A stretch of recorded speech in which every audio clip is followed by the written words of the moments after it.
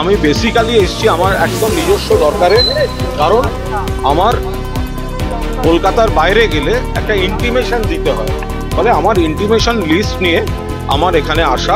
কিন্তু তার পাশাপাশি আরজি করের কিছু জুনিয়র ডাক্তার প্রাক্তনী তারা কয়েকদিন আগে থেকে কিছু যোগাযোগ করেছিলেন, তারা কিছু বিষয় ঊর্ধ্বতন কর্তৃপক্ষের দৃষ্টি আকর্ষণ করতে চাইছিলেন। আমি তাদের জিজ্ঞাসা করেছিলাম আমার কাছে কেন।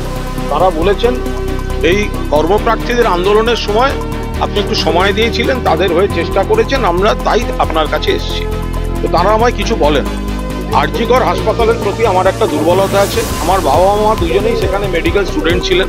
আমার জন্ম আরজি করে, আমার ঠাকুরদাদার চেম্বার এবং ওষুধের দোকান আরজি করের গায়ে ছিল।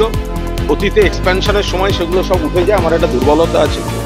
এই জুনিয়র ডাক্তাররা কিছু জরুরি বিষয় দৃষ্টি আকর্ষণ করেন। আমার বক্তব্য হচ্ছে যে তারা বলেন যে যেহেতু তাদেরকে তো ডাকবে না, কারণ তারা এই হত্যা ত্রিসীমানায় নেই, কিন্তু এর কিছু প্রেক্ষিত থাকলেও থাকতে পারে। ফলে তারা কিছু যা দিয়েছেন সেগুলো আমি যেহেতু আসছি, আমি অনুরোধ করব তাদের নিতে, তারা নিলে নেবেন, না নিলে না নেবেন।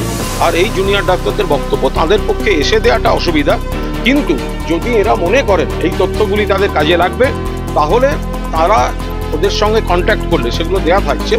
তো তারা কোঅপারেট করতে প্রস্তুত। এটা যদি কলকাতা পুলিশের হাতে থাকতো তাহলে ওরা নিশ্চয়ই আমায় অনুরোধ করতেন কলকাতা পুলিশের হাতেই দিন। কিন্তু যেহেতু তদন্তটা শিফট হয়ে সেন্ট্রাল এজেন্সিতে চলে এসেছে, তাই তারা বলছেন আমরা তো এইভাবে গিয়ে সিজিওতে দিতে পারবো না, আপনাদের যাতায়াত থাকে, যদি হয়, যদি তারা নেন তাহলে দয়া করে দিয়ে দেবেন।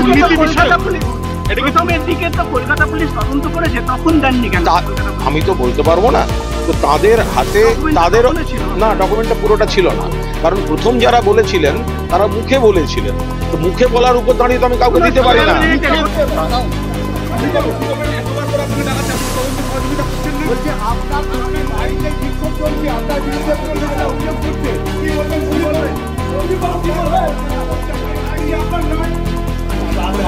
আপনি কিছু বলতে চান?